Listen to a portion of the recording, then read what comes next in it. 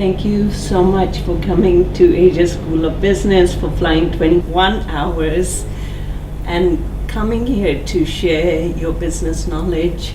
This is one of the things that we're promoting in Asia, is that senior MIT faculty coming to Asia School of Business and sharing their experiences, their business knowledge with the community. Oh, it's my pleasure. My pleasure. Thank you very much. We have a list of questions which we want to ask you based on your experiences with US companies and trying to bridge that experience with Asian companies. So firstly, can you just talk a little bit about ICEDR, your partnership with MIT and Asia School of Business? How did this come about? Yes, okay, all right, well, great. Well, first of all, it's my pleasure to be here, and thank you very much. The partnership for this Asia Talent Summit came about because I both am the founder of ICEDR, or ICEDR, that's the International Consortium for Executive Development and Research, as well as I'm a faculty member at MIT Sloan. And so we decided when we wanted to put together this summit that it would be a natural partnership to bring together in cooperation with ASB as well. So the three parties together partnering has, to me, been delightful and also meaningful and a powerful contribution, because ICEDR brings 40 companies from around the world, 25 of the top business schools, including MIT, and so we thought that it would be a great opportunity to forge that partnership with the very top issue in the region, which is all about talent management. So that's the genesis of the reason to partner together. Okay, great. Yeah. So I'm gonna dive into some technical questions, which is, you talk about companies being purpose-driven, performance-oriented, and principles-led. So in your experience, based on the companies you work with, how challenging does the implementation part of that become as these companies begin to internationalize? Because it's one thing to do it in a single source, but I imagine there's a lot more complexity as companies internationalize. So what has been your experience in terms of the companies you work with? Yeah, no, it's a great question. It's very difficult to begin with, regardless of globalization or internationalizing, simply because of the tensions that we talked about today in the summit. And those tensions have to do with the idea of outlining a purpose statement, in other words, why we exist as an organization, but then combining that with a strong performance orientation, but then being guided by a set of principles or values. So for any company, that's difficult. It becomes particularly challenging when you add the extra layer of globalization or internationalizing onto that, simply because now you're dealing with the potential, anyway, of mixed messages, lost meaning, things lost in translation, cultural assumptions that we all make. So when a CEO might talk about a mission statement, if it's among a very close-knit group of people, there's a stronger propensity for people to agree with that because they're of a stronger cultural affinity. Once you start to add in additional cultures with different assumptions, it just becomes harder. Then you add into that the sheer scope and scale and size of globalization. People who are farther away from the center begin to feel potentially a little left out. They feel like their contributions potentially aren't heard as powerfully as those if you're more in the nucleus. So, Right. so the challenge of globalization is such that one must pay much closer attention to the communication factor. So, Okay. yeah. And are there any companies that stand out which have done it well? Yeah, I think there are a number of companies. Unilever, to me, is an excellent example of a company that is passionate about their sense of purpose. But Unilever is also a very strong high performance orientation company, and they live by a set of principles and values. Paul Pullman, the CEO of Unilever, is the chief advocate for talking about the company's sense of purpose, which is making sustainable living commonplace. That's their sense of purpose. Now they do that. They don't just talk about it. They live it. It's factored into their business model. It's factored into who they partner with. Right. It's factored into the way that they construct their factories. It's factored into so many, So that's, I think, one very good example of a company. There are a number. Danone Group is Yes. Another good example of an organization that has a high sense of purpose, yet focuses on performance and their values as Okay. well. So, All right. yeah. So I was reading this report last night. It's a McKinsey report, and they said that 85% of 1 billion plus businesses in Southeast Asia are family run. Mhm. So how do you think this additional factor or construct adds to the complexity of, these three principles of these performance-based principles which encourage talent and make you a outward-oriented company? Yeah. Mhm. Do you think it makes it harder, or do you think the principles still apply? I have two answers to that. One is in theory. Yes. In theory, it should be no more difficult. Right. Because who doesn't want to lead a company that has a strong sense of purpose? Who doesn't want to lead a company that achieves high performance? Right. And who doesn't want to lead a company that is guided by principles? Right. Now, the one element of those three that could potentially be a little bit more tricky is when you add in the family business environment to when there are lapses in performance. Right.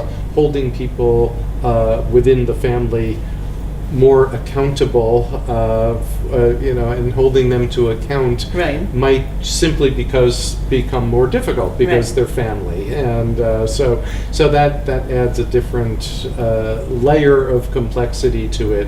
So people who might be in the organization that are not a part of that family might see certain aberrations in behavior that they might say, well, wait a minute, is that person getting a free pass because they're part of the family? And so that might be one of the elements. But otherwise, I think it's really the same.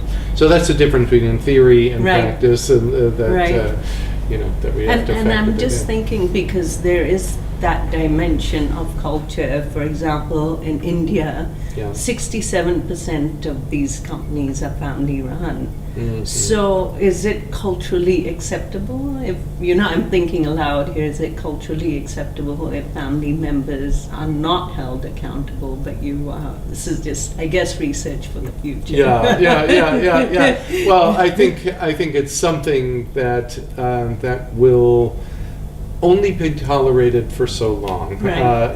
So as companies globalize, You see this in a lot of the Korean chaebols, for example. Right. They were very strong family-run enterprises that constructed these chaebols, which is kind of the Korean version of Japanese Right. kuretsus, and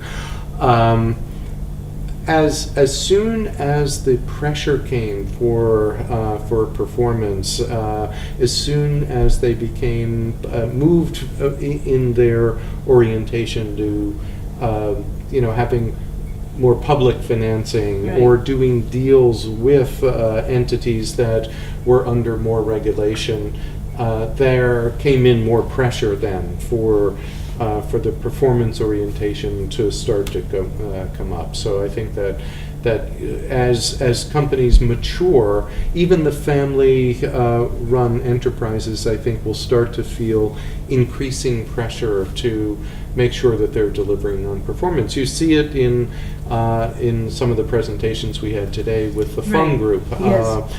Talking about bringing in a new generation of leader with a stronger orientation to performance now. And so that's a living example Right. of the type of thing that I just talked about. Yeah, and we do come across family-owned companies here, and when you meet the next generation, Mhm. they talk about making not changes but transformations. Mhm. So that's either hope or I don't know Sure. the flip side Right, of yeah. that.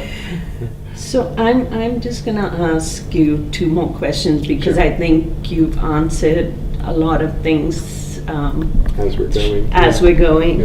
Yeah. So one of our models is to bring Western education to Asia and kind of fuse these two things together. In the same spirit, what is it that you have learned from US leaders and C-suite leaders in the US that you think Asian business leaders can learn from? Yeah. Well, I think there's a lot that we can learn from one another. I mean, I've worked with companies from all over the world, and so I see that there are some differences, but there are also some things that we all share. Right. So I think the strong orientation toward performance is something that is a hallmark of a lot of the Western companies. Now, that is good to a point Yes. where all of a sudden, there could be a short-sightedness. So I think there's good in that some other companies that we just talked about, whether they're family-owned enterprises or not, Right. can learn of how you bake in a high-performance culture into the organization.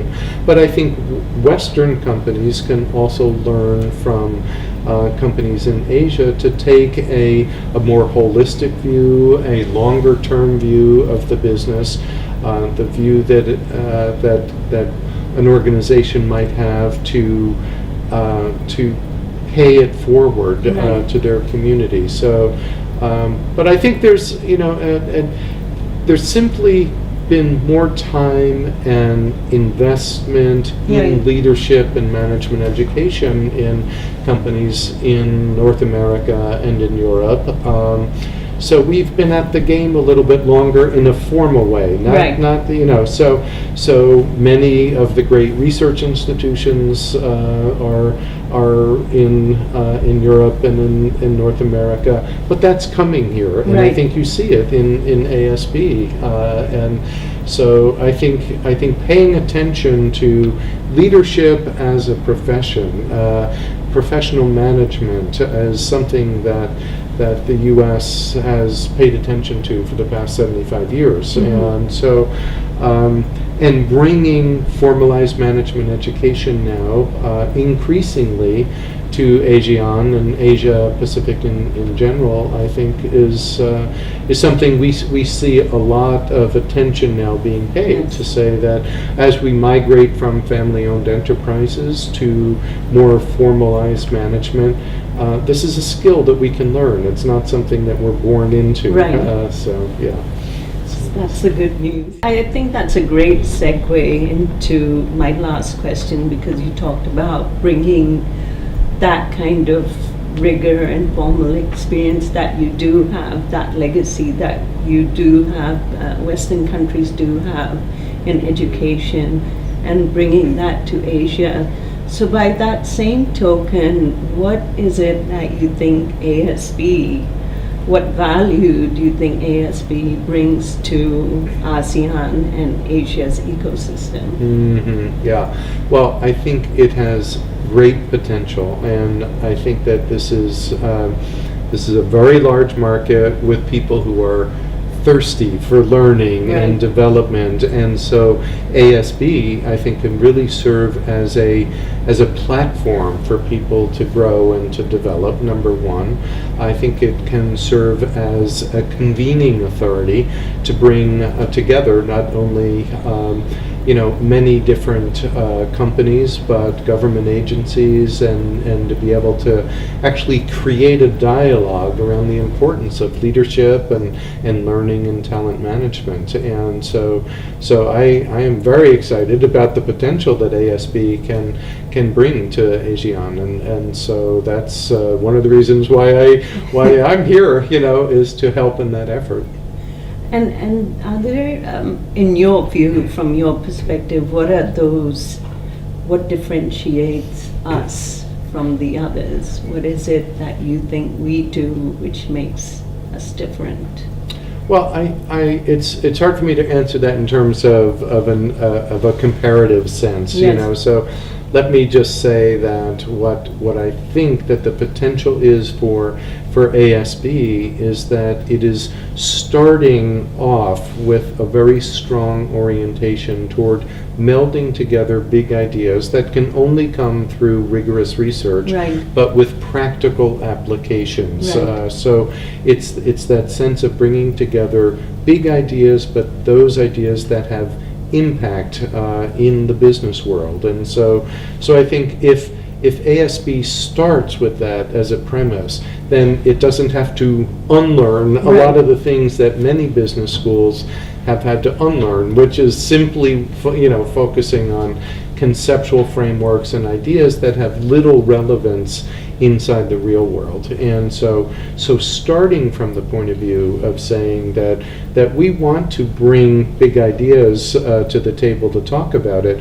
but those big ideas have to have practical managerial applications. I think that will be ASB's big difference. Great. Thank you so much, Professor Douglas Reddy. Good. It's a pleasure to My have pleasure. you here. Thank you. Thank you, Shamsa.